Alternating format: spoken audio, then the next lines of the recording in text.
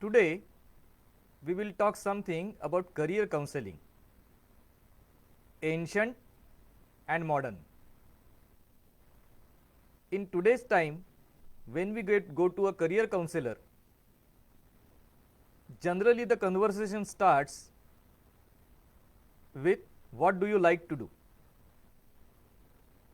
or a more assertive, aggressive form, what is your passion? Wrong question. The answer that is given to this question is generally pleasing to both the speaker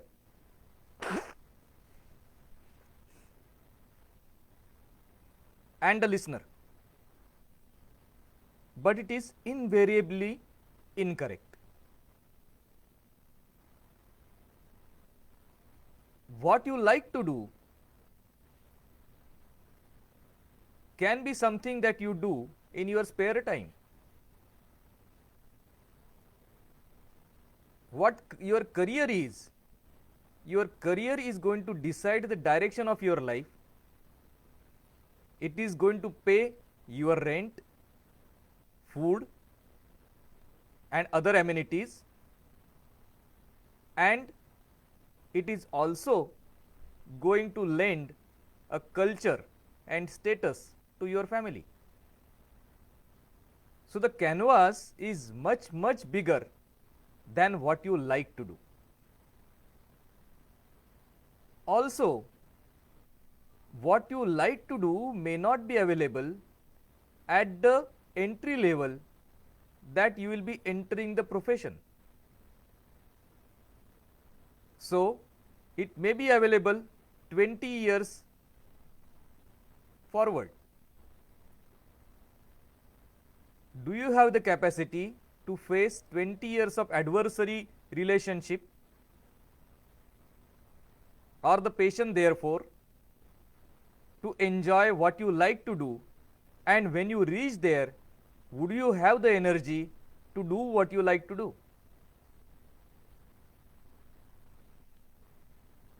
Also, as much as the target, the journey too has to be enjoyable.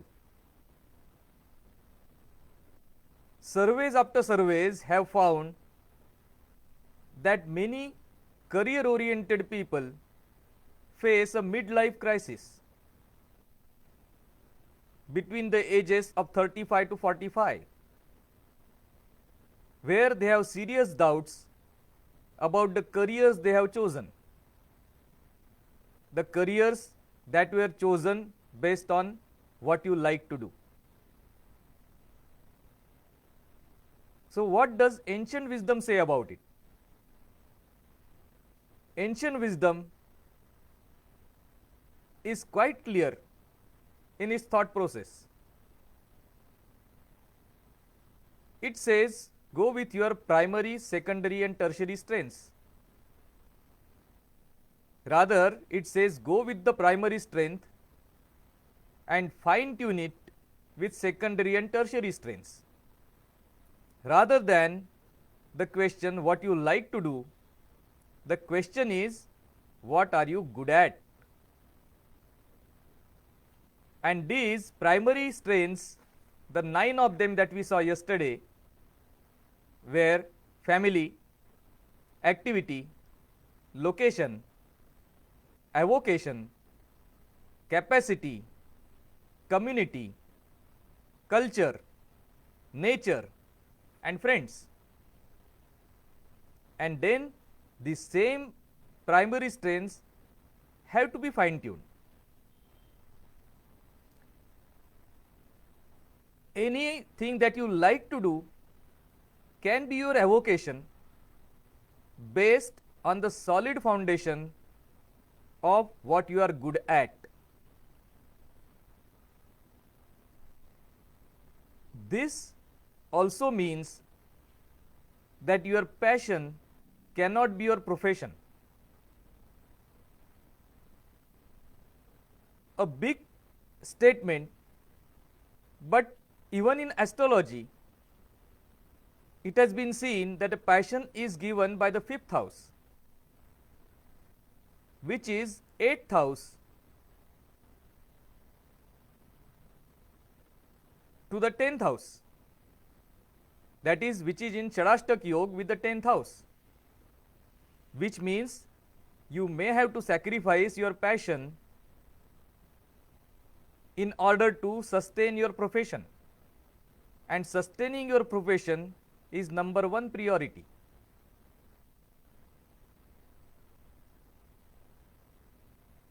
So, in this way, the question in ancient wisdom turns to what you are good at. The assumption in what you like to do is that in the profession which you like to do, you will do more work because you like to do it, and continue to do it so that you become excellent in it, and people will hire you or pay you for those services, which practically does not happen.